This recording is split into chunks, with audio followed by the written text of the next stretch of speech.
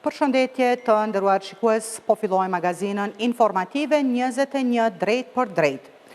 I dërguari i Bashkimit Evropian për dialogun Kosovë-Serbi, Peter Sorenson, tha në Prishtinë se i takon Kosovës dhe Serbisë që të vendosin për kompromise në dialog për zgjidhjen e mosmarrëveshjeve. Sorenson nisi vizitën e tij në Kosovë me takimet me presidentën Vjosa Osmani, kryeministrin Albin Kurti dhe kryenegociatorin Besnik Bislimi. Presidentja Osmani është ankuar se draft statuti evropian për asociacionin rrezikon funksionalitetin e shtetit. Është vizita e tij e parë në Kosovë që nga marrja e mandatit si emisari i dialogut Kosovë-Serbi. Peter Sorensen u pret në takim nga presidentja Vjosa Osmani në një bashkëbisedim që zgjati rreth 40 minuta. Pas takimit, Sorensen nuk preferoi të flasë para gazetarëve, por ndërkohë për takimin njoftuan nga zyra e presidentes. Presidentja ka konfirmuar para emisarit të BE-s për kushtimin e Kosovës ndaj procesit të dialogut me Serbinë, duke theksuar rëndësinë e një zbatimi të plotë dhe të balancuar të marrëveshjeve të arritura. Por presidentja i ka paraqitur emisarit evropian edhe vrejtjet e saj për draft statutin e asociacionit të propozuar nga Bashkimi Evropian. Kosova është dëshmuar tashmë si pala konstruktive në dialog e angazhuar për paqe, demokraci e sundim të ligjit. Prandaj mbajtja e masave të padrejta të BE-s ndaj vendit tonë po i dëmtojnë jo vetëm qytetarët tanë, por edhe balansin e nevojshëm në dialog. Emisari i BE Sorensen takoi ndaras edhe kryeministrin Albin Kurti dhe kryenegociatorin Besnik Bislimi për të diskutuar me ta mbi përgatitjet për vazhdimin e dialogut në Bruksel. Pas takimit, Kurti nuk foli para gazetarëve. Kryeministri si shkoi takimi me Sorensenin? Qeveria njoftoi se kryeministri Kurti ka kërkuar nga Bashkimi Evropian që t'i heqë me njëherë masat, siç i ka quajtur të padrejta dhe kufizuese ndaj Kosovës. Kurti ka theksuar rëndësinë e zbatimit të plotë dhe të pakushtëzuar të marrëveshjes bazike dhe aneksit të Ohrit. Nënvizoi rrezikun që kryeterroristi Milan Radojqić bashkë me grupin e tij vazhdon të paraqesë rrezik për sigurinë e vendit dhe normalizimin e marrëdhënieve në kuadër të procesit të dialogut, për sa kohë ai vazhdon të jetë i lirë në Serbi, përkundër pranimit të fajësisë para autoriteteve në Serbi dhe aktakuzës 160 faqeshe nga Prokuroria e Republikës së Kosovës. Andai përsëriti thirrjen që Radojqić dhe grupi i tij t'i dorëzohen Kosovës për gjykim. Në përfundim të takimeve, emisari Sorensen para gazetarëve bashkëbisedimet me krerët e shtetit, i cilësoi si një fillim i mbarë për procesin e dialogut në Bruksel. Kam bashkëbisedues këtu në Prishtinë, por gjithashtu duhet të shkoj edhe në Beograd. Dhe pasi të kem zhvilluar këto biseda, mund të ulem dhe të vlerësoj se ku ndodhemi. Por është shumë e qartë që procesi i dialogut ka sjell disa zhvillime të rëndësishme dhe ne duhet të ndërtojmë mbi to. I pyetur nga Radio Televizioni 21, Sorensen nuk u lëshua në detaje për të komentuar nëse Kosova dhe Serbia duhet të bëjnë kompromise në kuadër të dialogut në Bruksel. Dialogu ka të bëjë me sigurimin që palët të takohen. Nëse kjo do të thot kompromis apo jo, këtë e përcaktojnë palët, por dialogu ka këtë qëllim. Dhe kjo është ajo që kemi bërë që nga viti 2011. Emisari i Bashkimit Evropian Peter Sorensen, duke komentuar vendimin e qeverisë për mbylljen e qendrave serbe për punë sociale në veritë e vendit, tha se qytetarët në këtë pjesë duhet të marrin shërbimet e tyre në mënyrën më të mirë të mundshme. Ne duhet të punojmë dhe të sigurohemi që njerëzit të marrin shërbimet në mënyrën më të mirë të mundshme, dhe kjo është ajo që do të përpiqemi të bëjmë. Emisari për dialogun Kosovë-Serbi gjatë qëndrimit në Kosovë pritet të ketë një takim me përfaqësuesit e komunitetit serb.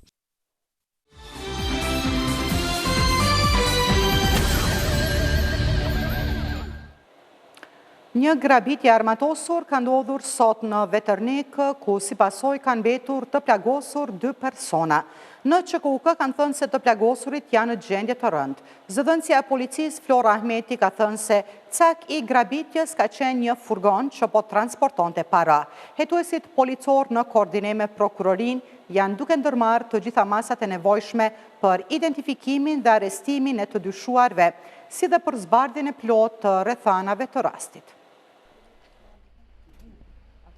Një grabitje armatosur ka ndodhur sot në lagjën Veternik të Prishtinës, pranë qendrës tregtare Albimall, dhe cak i grabitjes së armatosur ishte furgoni që transportonte para. Ngjarja ka përfshirë edhe të shtëna me armë ku përveç pjesëtarit të kompanisë Stambol, Yzel Gynvelik, i cili mbeti i plagosur në ballafaqim me grabitësit e armatosur, është plagosur edhe njëri nga grabitësit, i cili është nga Leposaviqi. Është sjell një i plagosur me armë zjarri në qendrën emergjente.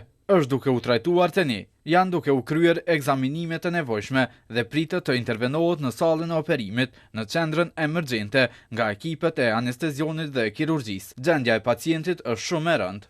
Gjendja e pacientit të dytë është po ashtu shumë e rëndë. Për momentin është në sallë të operacionit. Rastin e ka konfirmuar edhe policia e Kosovës, ku sipas zëdhënësës për rajonin e Prishtinës, Flora Ameti, dyshohet që rasti të ketë ndodhur gjatë një grabitje të armatosur ndaj një grupi punonjësish që po transportonin para. Sot rreth orës 10:30 kemi pranuar informatën për të shtëna me armë në lagjen Veternik në Prishtinë, ku është plagosur një person. Bazuar në të dhënat e deritanishme, rasti dyshohet se ka ndodhur gjatë një grabitje të armatosur ndaj pjesëtarëve që po siguronin një furgon që po transportonte para. Të dyshuarit me të larguar nga Albi Mall në drejtim të Hajvalis dogjën automjetin pick-up me targat e Gjermanisë, ku edhe gjeti policia në rrugën Pal Malushi në Hajvali. Dyshohet se nga aty grabitësit kanë shkuar në drejtim të Gjilanit. Hetuesit policor janë duke ndërmarrë masa për të identifikuar dhe arrestuar të dyshuarit, ndërkohë që janë duke hetuar këtë grabitje për të zbardhur plotësisht rrethanat e saj.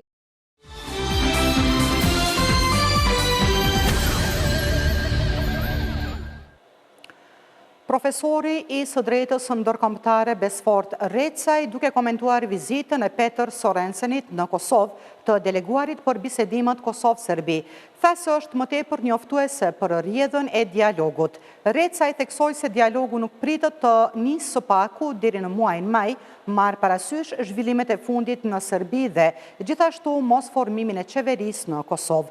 Recaj trajtoi çështjen e antarësimit të Kosovës në organizatat ndërkombëtare dhe mundësinë e krijimit të një tribunali për krimet serbe në Kosovë. Bisedën me profesor Recajn e zhvilloi kolegu Shkëlzen Lakna. Profesor Recaj, vizita e të deleguarit për bisedime Kosovë-Serbi, do të thotë në Kosovë, çka presin nga kjo vizitë?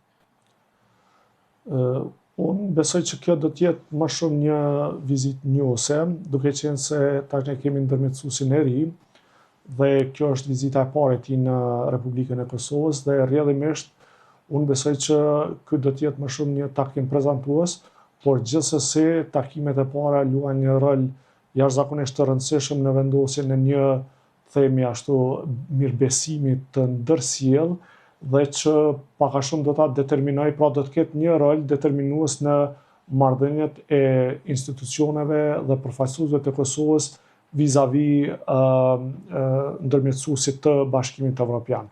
Dhe gjithsesi unë besoj që aty do të diskutohen edhe çështjet tjera të rëndësishme se deri ku ka ardhur procesi, synimet e palëve, problematika e dialogut të normalizimit mes Kosovës dhe Serbisë e të tjera. E përmendet njoftimet, por marrë parasysh situatën aktuale kur në Kosovë ende nuk ka një qeveri, si mendojnë se do të zhvillohen bisedimet me Serbinë?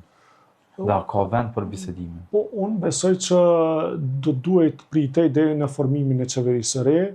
Mirë po, ekziston rreziku tash sidomos që i kemi ngjarjet në Serbi, të cilat po zhvillohen tash e 4 muaj me protestat e studentore, cilat mund të ndikojnë në stabilitetin e qeverisë po ashtu në Republikën e Serbisë dhe rrjedhimisht ne mund përballemi në muajin maj potencialisht me zgjedhjet në Serbi dhe rrjedhimisht kjo po ashtu do të ketë impaktin në shtyrjen e një zhvillimit të një dialogut të mirëfill, sepse një dialog të tillë dhe finalizimi i dialogut që do të kulminonte me normalizimin e plot marrëdhënieve Kosovë-Serbi, që do të nënkuptonte pra njohjen e Kosovës nga Serbia, do duhet të kishte një qeveri legjitime dhe të freskët nga të dyja anët.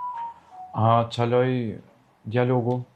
Deri më tani çka u arrit? Po, ka qalu dialogu në vazhdimsi, të paktën që nga viti 2015-16 e tutje kemi veç se qalime, mirë po kjo është theksuar sidomos në 5-6 vitet e fundit, pra nuk kemi ndonjë lëvizje shumë konkrete që nga marrëveshja e Washingtonit, pra që ishte nënshkruar në vitin 2019, dhe si duket palët kanë hyrë në një rreth të ashtu quajtur vicioz me fajsime të ndërsjellja se duke ja lënë fajin njëna tjetrës pa për qalimet në dialog.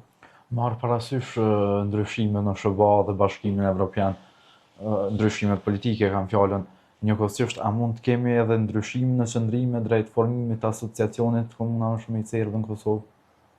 Unë nuk besoj që ka ndryshime në qëndrimet e partnerëve tanë ndërkombëtar sa i përket krijimit të asociacionit, dhe rrjedhimisht kjo pak a shumë varet edhe nga ne, sa ne jemi proaktiv dhe sa ne jemi të gatshëm që të ofrojmë zgjidhje reale, të pranueshme dhe ligjore, në kuptimin pra që çfarë do strukture e cila krijohet brenda Republikës së Kosovës, të krijohet në kuadër të normativës së lejuar kushtetuese, pra që të jetë në tërësi në harmoni me kushtetutën. Dhe unë besoj që kjo është e mundur dhe nevojitet një dialog dhe një proaktivitet më i madh nga ana e Kosovës.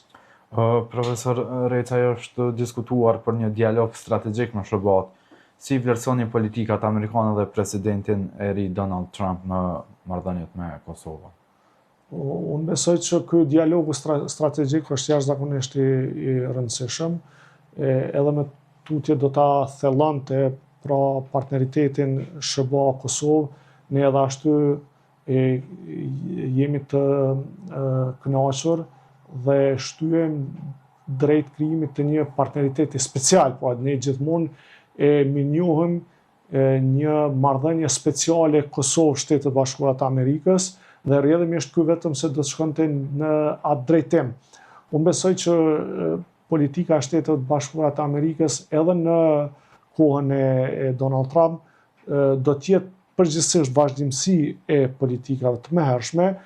Ne kemi pas eksperjenca me administratën e parë të Donald Trumpit dhe ajo ka rezultuar me një marrëveshje për normalizim ekonomik, pra e ashtu quajtur për normalizim ekonomik, do cilat po duket që nuk i kemi vjelur, frytat e asaj marrëveshje nuk i kemi vjelur aq sa duhet, sepse aty parashihen shumë investime e veprime tjera, cilat do ta ndikonin në zhvillimin ekonomik në të dyja shtetet, si në Kosovë ashtu edhe në Serbi. Edhe tash unë besoj që ne kemi mbështetjen amerikane, por kërkojmë edhe vetë Shtetet e Bashkuara të Amerikës kërkojnë nga Republika e Kosovës që të jetë më proaktive, që të jetë më bashkëpunuese, që të jetë më mirënjohëse dhe që bashkërisht të kontribuojnë, pra të jetë një hisedar i vërtet në zgjidhjen pikëparë të raportit me Serbinë, mirë po që të jetë edhe hisedare në zgjidhjen e problemeve të tjera në rajon, por edhe në botë. A gaboj Kosova që nuk i vjeli ato frutet themi, siç e thatë frutet? Unë besoj që pra për shumë gjëra besoj që varen nga ne dhe rrjedhimisht është dashur të ketë një dialog më të mirëfillt me Shtetet Bashkuara të Amerikës dhe të ketë një rishikim më të mirëfillt të kushteve dhe përkushtimeve të cilat i kishte marrë Kosova dhe bashkarisht edhe Shtetet Bashkuara të Amerikës me atë marrëveshjen për normalizim ekonomik. Një frut e kemi vjelur, se dhe ajo ishte njohja nga Izraeli, mirë po ajo ishte vetëm një frut. Kishte edhe shumë elemente tjera aty që do të mund të kishte potencial për përfitime më të mëdha nga ajo marrëveshje. Pam një sulm është rasti Bajnska dhe reagime ndërkombëtare, çka u arrit pasi që ende unë besoj që nuk u arrit diçka konkrete, edhe me tutje Serbia po heziton të bashkëpunojë, edhe përkundër faktit që kemi një deklarata nga Shtetet Bashkuara të Amerikës, nga Bashkimi Evropian që kërkojnë nga Serbia sjelljen para drejtësisë dhe hetimin faktikisht më të mirëfillt dhe sjelljen para drejtësisë dhe bashkëpunimin me Republikën e Kosovës edhe me mekanizma tjerë ndërkombëtar që të sillen para drejtësisë autorët e atij akti terrorist e atij akti i cili kishte të bënte me ndërhyrjen ndaj sovranitetit dhe integritetit territorial të Kosovës, mirëpo edhe më tutje ende nuk po bëhet, nuk kemi diçka konkretisht.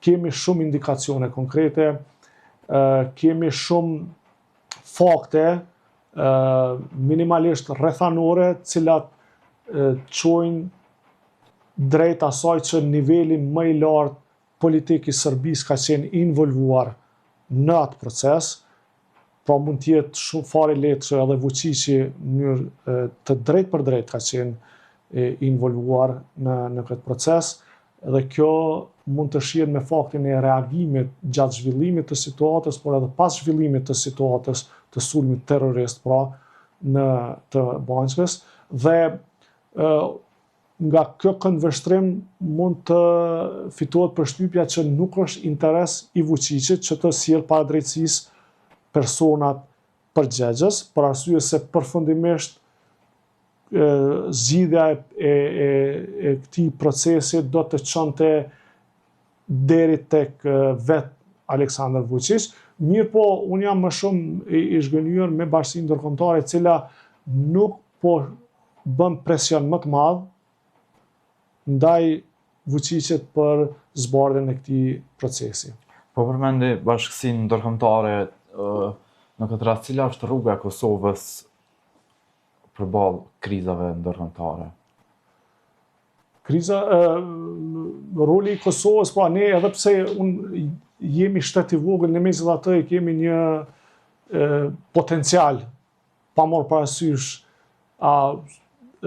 vlera që mund të përcaktohet, po krahasimisht me dikën ne mund të kemi potencial të vogël, mirë po krahasimisht me disa vende tjera që janë parafërsisht samansia ekonomike, ushtarake, politike e Kosovës, megjithatë kemi një potencial, pra ne mund ta kemi një potencial dhe deri me tani fatmirësisht ne kemi treguar që jemi partner ndërkombëtar në zgjidhjen e krizave ndërkombëtare, siç është për shembull pjesëmarrja e FSK-s në grupin për Ukrainën, grupin ndërkombëtar për Ukrainën, dhe pjesëtarët e FSK-s trajnojnë ekipe të pjesëtarëve të forcave të armatosura të Ukrainës për deminim, sepse kjo është fushë jashtëzakonisht që është e specializuar për forcat e sigurisë së Kosovës dhe është pjesë e një grupi të madh ndërkombëtar i cili udhëheqet nga Mbretëria e Bashkuar si ndihmë për Ukrainën në procese të ndryshme. Dhe pra kjo është një simbolik konkrete ku Kosova me gjithë potencialin që e ka, pra mund të kontribuojnë në një mënyrë ose tjetër për situata të ndryshme. Më herët kemi parë trupat e FSK-s të stacionuara për një kohë në Katar, e kështu me radhë. Mirë po, Kosova do duhet të sigurojë që të ketë një partneritet mirëfillt, më të hapur, dhe të diskutoj me partnerët tanë kryesorë, që janë Bashkimi Evropian dhe Shtetet e Bashkuara të Amerikës, që të adresoj problemet e sigurisë rajonale dhe normalizimin me Serbinë, ashtu që mos të shikohet nga partnerët tanë ndërkombëtar si burim i pasigurisë, sepse kjo pastaj do të kishte një efekt jashtëzakonisht negativ për Kosovën. A po Kosova si burim i pasigurisë, marrë parasysh ky partneriteti për cilin po flasim u cënua viteve të fundit, ose të paktën ata se u cënua, marrëveshjet nuk u zbatuan, pa të hapa të pa koordinuar në veri të vendit? Po, fillimisht çështja e pasigurisë në rajon është çështje që duhet ta sqarojmë, pra besoj që është e qartë kjo, po besoj që edhe këtu duhet të sqarojmë që burimi i pasigurisë në rajon është Serbia, pikë pare.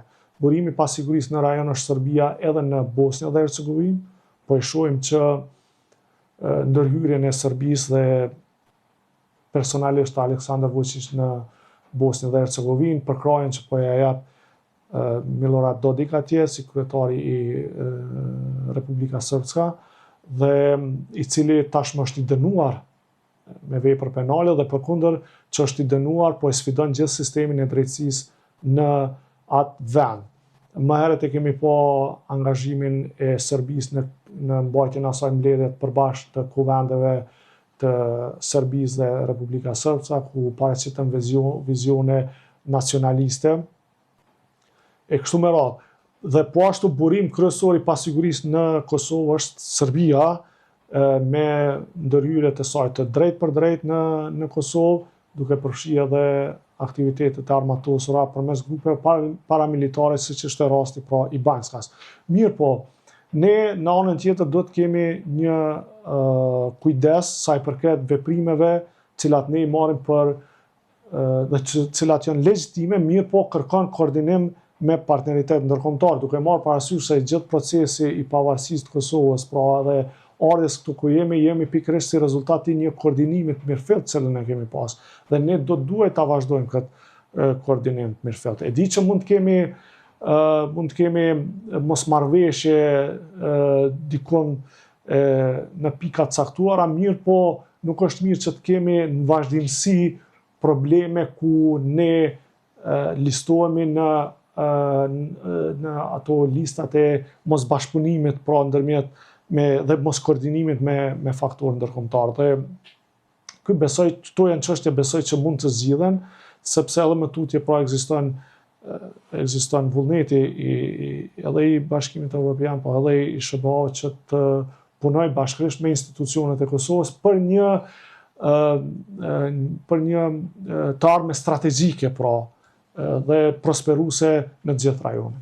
Në këtë situacije shihni Kosovën drejt rrugës për antarësim në organizatat evropiane ose? Po edhe këtu pra po shohim që po kushtohet me normalizimin e marrëdhënieve me Republikën e Serbisë. Rrjedhimisht po shohim edhe mosbatim të marrëveshjeve nga ana e Serbisë dhe e pam me aktivitetet e fundit të lëvizjes së Kosovës karshi Këshillit të Evropës dhe i pam aktivitetet e Serbisë për bllokimin e çfarëdo avancimit të statusit të Kosovës në Këshillin e Evropës, në vendosjen e çfarëdo lidhje në këtë aspekt dhe që nuk kaloi pa u kritikuar nga bashkësia ndërkombëtare. Mirë po, besoj që bashkësia ndërkombëtare nuk si në rastin e Banjskas, si në rastin tash të bllokimit, pra ose të marrjes së masa për minimin e ecjes përpara të Kosovës në drejtim të antarësimit në organizata ndërkombëtare, bashkësia ndërkombëtare duhet të bëjë presion më të madh në Serbi, sepse Serbia ka marrë përkushtime përmes marrëveshjeve me Kosovën që nuk do ta bllokojë antarësimin e Kosovës në organizatat ndërkombëtare, pra nuk do të marrë hapa aktiv. Serbia ka të drejtë votoj si e vetme, si individualisht pro, kundër apo të abstenoj, mirë po që të mos marrë masa që t'ju bëj presion shteteve tjera që të votojnë në një mënyrë ose në një tjetër karshi Kosovës.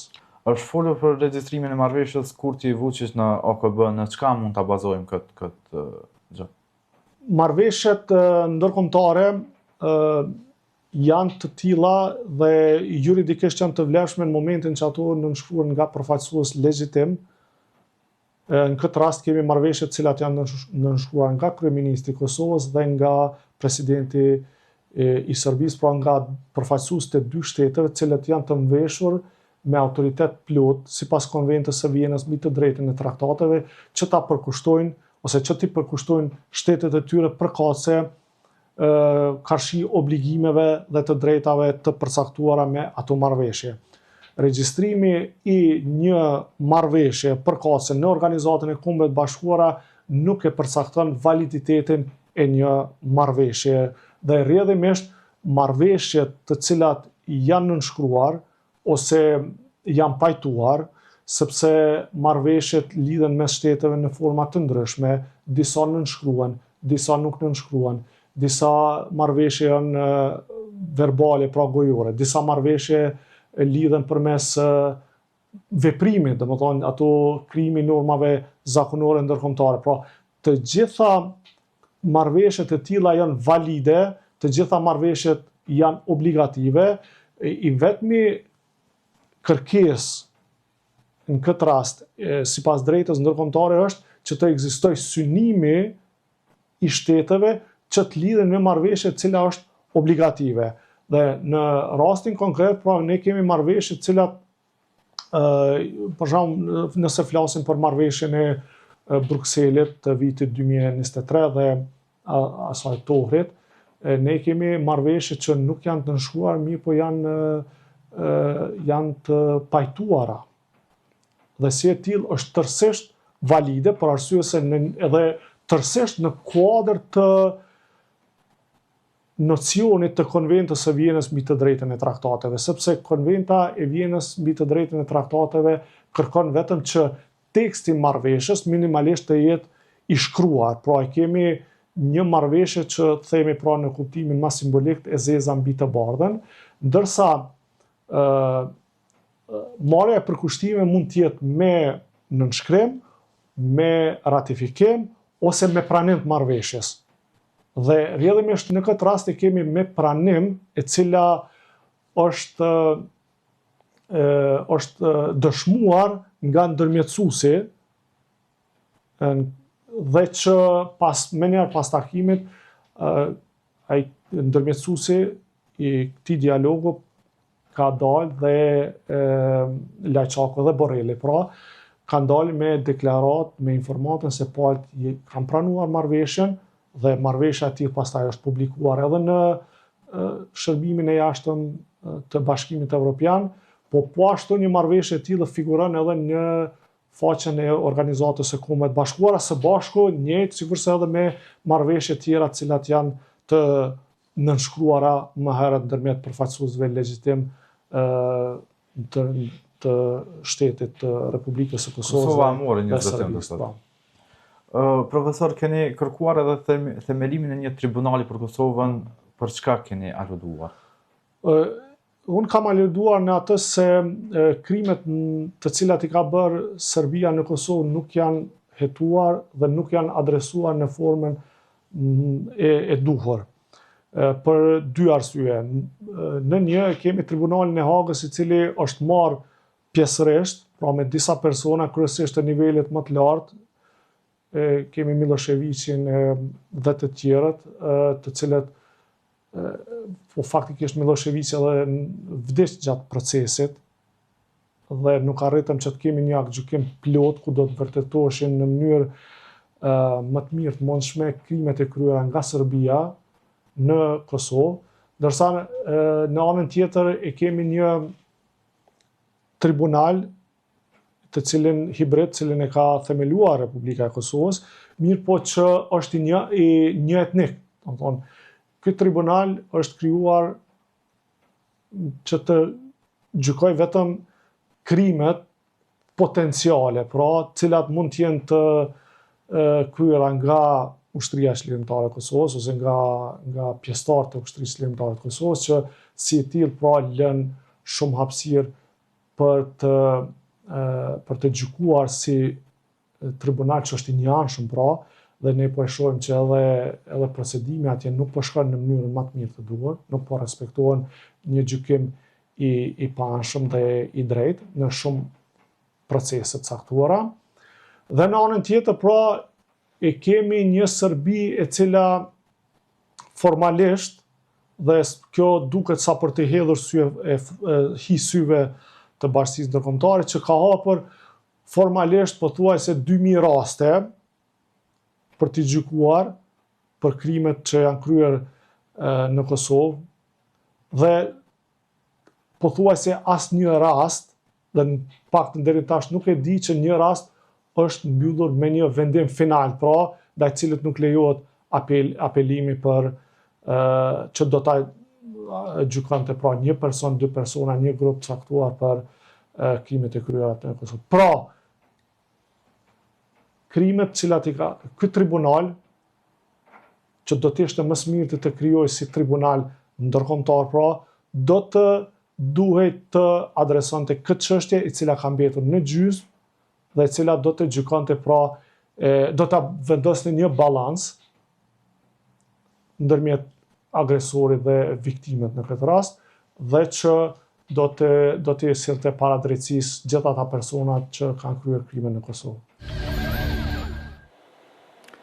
Në seancën e shqyrtimit fillestar të akuzuarit për spionazh për Agjencinë Serbe të Sigurisë dhe Informacionit, Bedri Shabani dhe Muharrem Qerimi janë deklaruar të pafajshëm lidhur me akuzën për spionazh, ndërsa i akuzuari Muharrem Qerimi pranoi fajsinë për veprën penale armbajtje pa leje.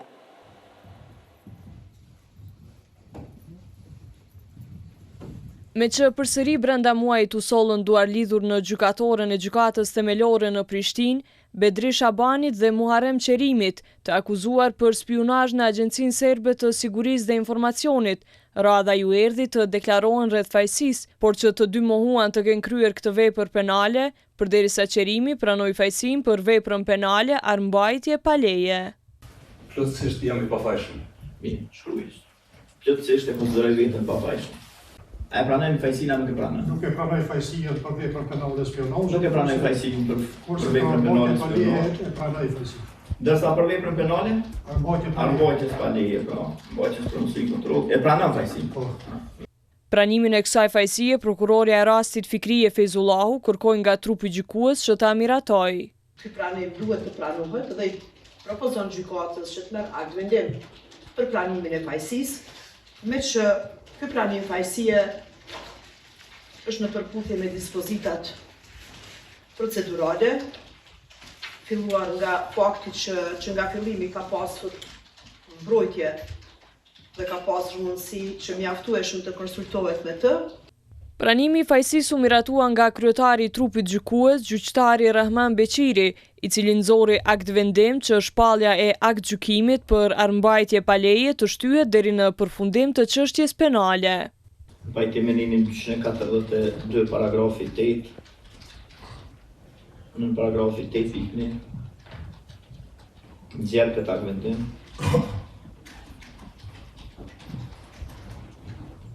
Shtyhet shpallja e gjykimit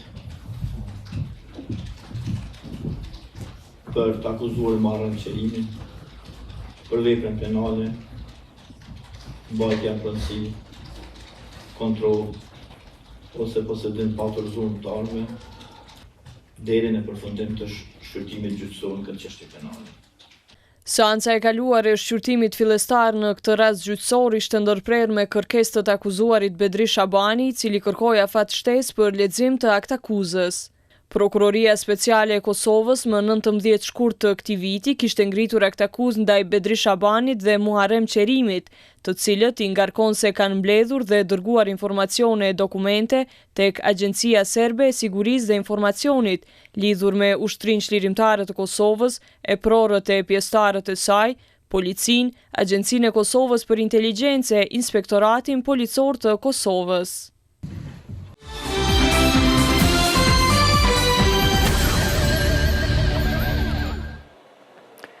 Kryeministri Albin Kurti ka shprehur ngushëllimet e tij për vdekjen e babait të ish-presidentit Hashim Thaçi, Haxhi Thaçi. Në emër të qeverisë së Kosovës dhe timin ju shpreh ngushëllimet më të sinqerta juve, dashamirëve të familjes suaj dhe miqve të ish-presidentit Hashim Thaçi, thuhet në telegramin e ngushëllimit. Në letër ngushëllim thuhet se Haxhi Thaçi do të kujtohet gjithmonë për urtësinë e tij, respektin për të tjerët dhe dashurinë e madhe për vendin. Haxhi Thaçi, i cili vdiq të dielën, ishte i shtruar në qendrën klinikë universitare, pasi ishte në gjendje të rëndë shëndetësore. Organizata e veteranëve të luftës së UÇK-s ka shprehur ngushëllime për vdekjen e babait të ish-presidentit Hashim Thaçi. Haxhi Thaçi do të kujtohet si njeri i mirë, i urtë, i ndershëm dhe i respektuar, si baba i përkushtuar që rriti dhe edukoi fëmijë me vlera të larta si ish presidentin Hashim Thaçi, i cili si drejtor i drejtorisë politike të UÇK-s dha një kontribut të madh për lirinë dhe pavarësinë e Kosovës, ka shkruar ndër të tjera organizata në telegramin e ngushëllimit. Të entën ai u vizituan nga Hashim Thaçi, të cilit leje për vizitë i dha gjykata speciale e cila po e gjykon për krime të pretenduara të luftës. Me rastin e vdekjes së babait të ish presidentit të Kosovës Hashim Thaçit, lideri i Aleancës për Ardhmërinë e Kosovës, Ramush Haradinaj, ka shprehur ngushëllime. Haradinaj tha se Baca Haxhi e mbylli jetën duke lënë pas një histori të tërë sfidash e sakrificash, por ndarja e tij sipas Haradinajt vjen në një moment edhe më të rëndë për familjen Thaçi. Në këtë ditëzie, familja Thaçi po përballet jo vetëm me humbjen e njeriu të tyre të dashur, por edhe me mungesën e Hashimit, i cili me bashkë luftëtarët e tjerë po mbron luftën e shenjtë të UÇK-s në Hag, ka shkruar Haradinaj.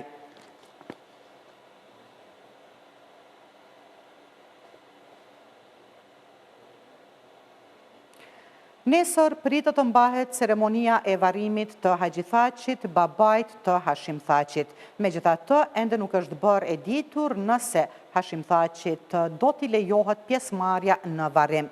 Ndërkaq avokatët shpresojnë që të hapen dyert e qelisë, nëse jo për varrim, atëherë për ceremoninë e të pamës.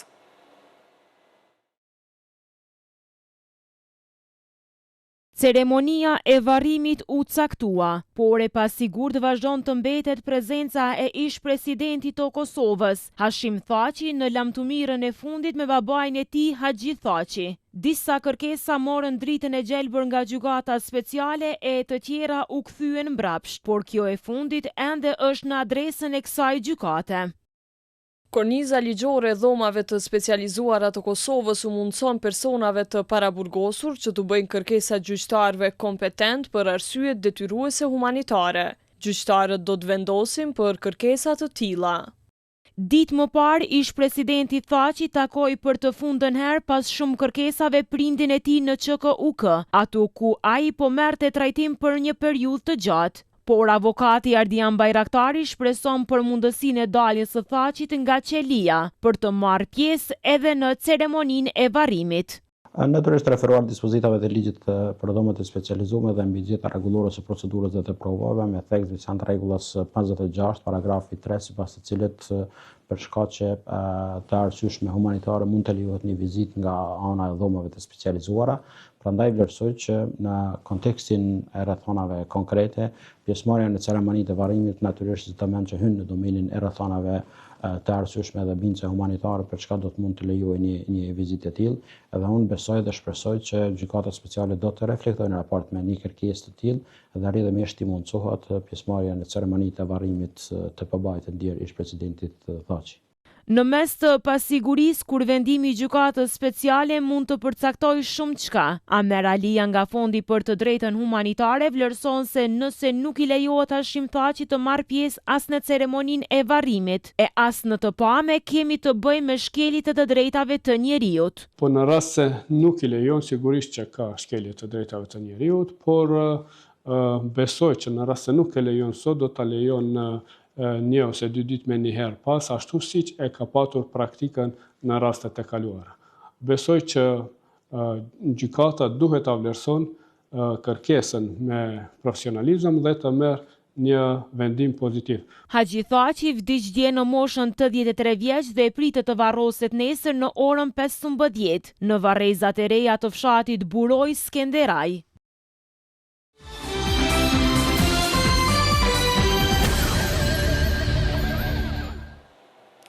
Kryetari i Odës Ekonomike të Kosovës, Lulzim Rafuna, ka kërkuar që të shtyhet vendimi për shtremtimin e energjisë elektrike së paku për një vit, pasi sipas tij vendimi është marrë në kohë të shkurtër dhe nuk ka pasur kohë që bizneset të përgatiten. Rafuna ka thënë se në takimin me bizneset, kërkesa e tyre ka qenë që të shtyhet ky vendim, si dhe që institucionet e Kosovës të subvencionojnë sektorin e prodhimit. Shumë i madh i biznese, afro 100 biznese, më të mëdhajat dhe dominun ato që i kemi prodhuese, Është një shqetësim i bizneseve për vendimin e ZRE-s, i cili kërkon që bizneset mbi 50 punëtor ose mbi 10 milion euro që kanë qarkodhim prej një qershorit të dalin në tregun e hapur. Pa të mundësi edhe zyrtarët e ZRE-s mi dëgju shqetësimet e biznesit, në këtë rast më të theksuar ishin edhe shqetësimet më të mëdha ishin të sektori i prodhimit, për arsye se dihet që dalja në treg parashifet që të ketë edhe rritje të çmimit të energjisë elektrike, ku do të ketë efekt zinxhiror të prodhuesi, do të arrit kostën e prodhimit ose kostën e produktit, i cili më pas kostot do t'i bartet konsumatorit dhe produkti jonë brenda tregut të Kosovës nuk do t'jetë konkurent me produktin e importuar siç ka qenë deri më tani, por do t'jetë më i shtrenjtë se sa produkti importuar.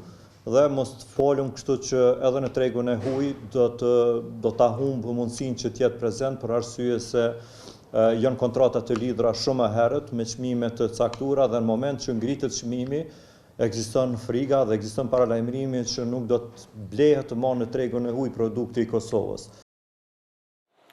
Përfaqësues të bizneseve në Kosovë thonë se rritja e mundshme e energjisë elektrike prej 15% do t'i detyrojë bizneset prodhuese të rrisin çmimet e produkteve të tyre.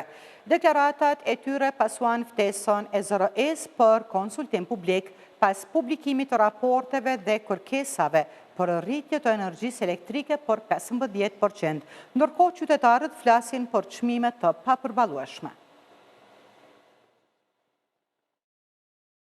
Paralajmërimet se energjia elektrike do të shtrenjtohet edhe për 15% të tjera kanë ngjallur pakënaqësi ndërqytetare.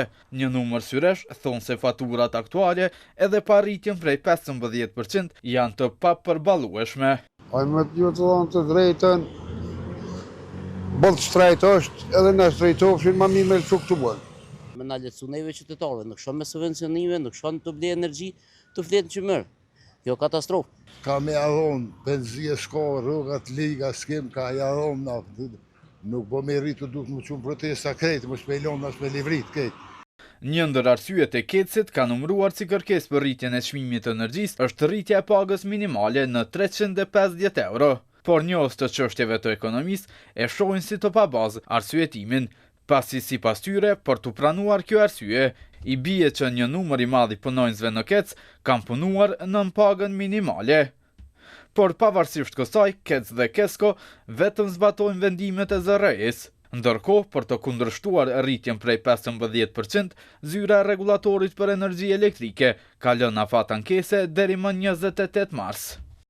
Në këtë kuadër, ZRE fton ndërmarrjet e rregulluara, konsumatorët dhe të gjitha palët e tjera të interesuara që të shqyrtojnë të dhënat dhe pikpamjet e përfshira në raportin konsulativ dhe të paraqesin komentet dhe sugjerimet e tyre. Komentet mund të dërgohen deri me datën 28 mars 2025. Në anën tjetër, përfaqësues biznesësh vlerësojnë se me shtrenjtimin e energjisë elektrike do të shtrenjtohet edhe më shumë jeta e qytetarëve në Kosovë. Kryetari i Aleancës së Bizneseve Agim Shahini thotë se nëse qeveria vendos marzhën e fitimit për naftën, pse të mos vendos edhe për energji elektrike. Në këtë rast, bizneset bashkarisht me qytetarët në format të veta duhet të protestojnë për ngritjen e këtij çmimi. Ta marrim shembull, është e padrejtë që qeveria ta kufizon shitjen e derivateve të naftës me shumicë për 2 cent, kurse e lejon rritjen e energjisë elektrike për 15%. Edhe nafta është energji. Këtu nuk është qeveria e barabartë me operatorët ekonomik, vetëm pse operatorët ekonomik të derivateve të naftës janë vendor, kurse operatorët ekonomik të energjisë dhe distribuimit të elektrik janë ndërkombëtar. Me shtrenjtim apo jo të energjisë elektrike, Agjencia e Statistikave flet për shtrenjtim të vazhdueshëm të çmimit të produkteve.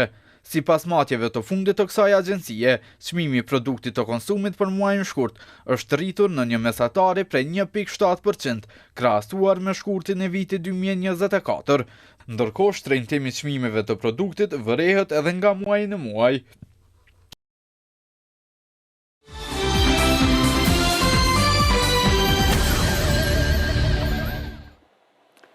Fenomeni i flet votimeve të pavlefshme dhe të zbrasta vazhdon të shfaqet në proceset zgjedhore në Kosovë. Edhe në zgjedhjet për Kuvendin e Kosovës që u mbajtën më 9 shkurt të 2025 u regjistruan flet votime të tilla dhe sipas të dhënave të Komisionit Qendror të Zgjedhjeve bëhet fjalë për më shumë se 27.000. Zëdhënësi KQZ-s Valmir Elezi ka treguar se nga numri përgjithshëm i votuesve që votua në vend votimet e rregullta, vend votimet me kusht dhe në votimin jashtë Kosovës, 2.83% e flet votimeve ishin të pavlefshme apo të zbrasta. Sipas të dhënave të publikuara nga Komisioni Qendror i Zgjedhjeve me shpalljen e rezultateve përfundimtare, nga 966.283 votues që votuan në vendvotime të rregullta me kusht apo në votimin jashtë Kosovës, u regjistruan 27.433 flet votime të pavlefshme dhe të zbrasta. Pra, në zgjedhjet për Kuvendin e Kosovës, të cilat u mbajtën më 9 shkurt të vitit të 2025, 2.83% e flet votimeve janë të pavlefshme dhe të zbrasta. Nëse këto të dhëna krahasohen me ato të proceseve të kaluara zgjedhore për Kuvendin e Kosovës nga viti 2007 deri në vitin 2021, pra në të cilat është aplikuar sistemi zgjedhor me lista të hapura, mund të themi se kjo mbetet përqindja më e ulët e fletvotimeve të pavlefshme dhe të zbrasta. Vetëm në 2 procese zgjedhore për Kuvendin e Kosovës të vitit 2001 dhe 2004, në të cilat është aplikuar sistemi zgjedhor me listat të mbyllura, pra ku votuesit kanë përzgjedhur vetëm subjektin politik, por jo edhe kandidatët për deputet, është shënuar përqindja më e ulët e fletvotimeve të tilla dhe kjo ka qenë nën 2%. Në orën e fundit të afatit të ligjshëm, lëvizja vetëvendosje ka dërguar 3 ankesa në PZAP. Blerim Sallahu dhe Ali Rama njoftuan se kanë dërguar 20 faqe ankesë me, siç pretendojnë ata, prova të manipulimeve të votave nga Lidhja Demokratike e Kosovës. Anulimi i 18.000 votave me post të LDK-s, shpallje e rivotimit me post në diaspor dhe eliminimin nga lista i Hysen Qekajt janë 3 kërkesat e lëvizjes vetëvendosje. Lëvizja vetëvendosje e cila në zgjedhjet në shkurtit sipas rezultateve përfundimtare të shpallura nga KQZ kishin fituar 42.3% të votave, nuk po e pranon këtë rezultat. Ata janë ankuar sërish në panelin zgjedhor për ankesa dhe parashtresa. Si përfaqësues i kësaj ankese në konferencë për media nga vetëvendosje doli zëvendës ministri Blerim Sallahu, i cili tha se ankesa e tyre shkon për votat me post e sidomos në dyshimet e tyre për votat e LDK-s.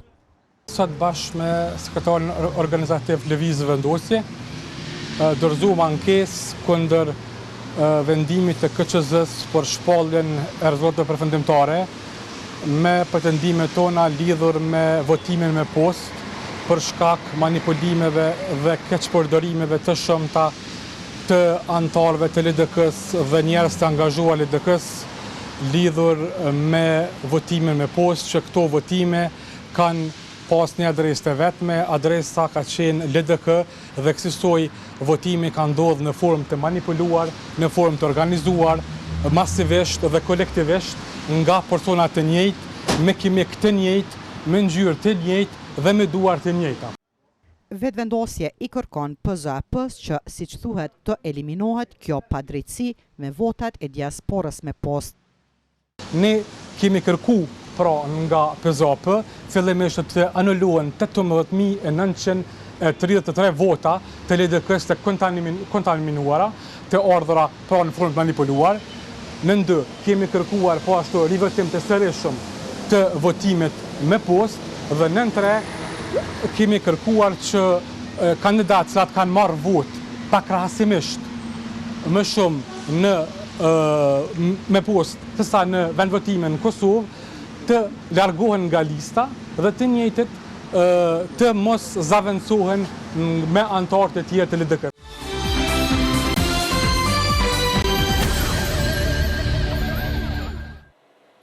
Për tragedin në Koçan, kryeministri Mickoski tha se nuk do i shpëtoj askush përgjegjësisë kushdo qoftë edhe nga pushteti kaluar ekzekutiv. Ai thotë se BDI-a po manipulon me kartën etnike. Kurse nënkryetari i kësaj partie tha se llogaridhënie duhet t'jap edhe pushteti lokal për tragjedinë. Vetëm 12 licenca janë dhënë për objektet e eventeve që operojnë si diskoteka dhe kabare në vend, por në praktik janë qindra të tilla në gjithë vendin. Kryeministri Mickovski tha se do t'i mbyllë të gjitha ato që janë të jashtëligjshme, që sipas tij janë hapur në periudhën kur në pushtet ishin LSDM dhe BDI. Ai tha se do të marrë të gjithë përgjegjësinë vetëm pasi të asgjësoj edhe korrupsionin në administratën shtetërore. Да им одговорам на ние што прават полноќни пресконференции. Тука нема политика. Ќе одговарате сите, кои што сте се дрзнале на овој начин да водите политика на грбот на граѓаните и на животите кои што овие деца ги изгубија. И нема да има милост, од дома ќе ги вади. Ако мислат дека ќе се обидат на етничка карта да играат и на политиканство кое што вчера се обидува со тие полноќни пресконференции. Од дома зушти ќе ги вадим. Ai ju referua në kryetarit të BDI-s Arber Ademi, i cili në orët e vona mbrëm para stacionit policor tha se pushteti po përpiqet i hedh fajin strukturave të mëparshme të integristëve, derisa merrej në pyetje ish ministri i ekonomisë Kreshnik Bekteshi. Ky i fundit po mbahet në paraburgim të shkurtër për 48 orë. Ademi mbajti konferencë për media edhe sot, ku tha se askush nuk duhet ta shfrytëzojë këtë tragjedi për përfitime politike. Mendojmë se nuk është koha për politikë, po flasim për llogaridhënie. Ne sot kemi nxjerrë në pa fakte dhe kemi përcaktuar saktësisht se kujt është kjo përgjegjësi. Askush nuk duhet ta shfrytëzojë këtë tragjedi për përfitime politike apo të manipulojë me emocionet e qytetarëve për të liruar dikë nga përgjegjësia. Në Koçan, si komunë me 31.602 banorë, dhe vetëm 2 vende që operojnë si një klub nate apo kabare, Papazov dhe autoritetet e komunës e dinin dhe ishin të detyruar të dinin se kompania MMM Cafe Doyle Koçani nuk kishte licencë dhe nuk i plotësonte kushtet. Ndërkaq pas marrjes në pyetje të organeve hetuese, dorëheqje dha kryetari i komunës së Koçanit Lupço Papazov, i cili është nga radhat e VMRO DPMN-s. Por kreu i kësaj partie Mickovski tha se pushteti lokal nuk ka faj përveç çështjeve të imta të lëshimeve të inspektorateve komunale. Ai tha se fajin kryesore kanë autoritetet qendrore që kanë dhënë licenca të falsifikuara për ato objekte në periudhën 2022-2023, kur ministri i ekonomisë ishte Kreshnik Bekteshi. Kryeministri tha se nuk do të tolerohet askush dhe të gjithë do të japin përgjegjësi për këtë vrasje masive siç e cilësoi ai sot. Shikues të nderuar, për informacionet më të reja klikoni në portalin tonë rtv21.tv. Mirupafshim.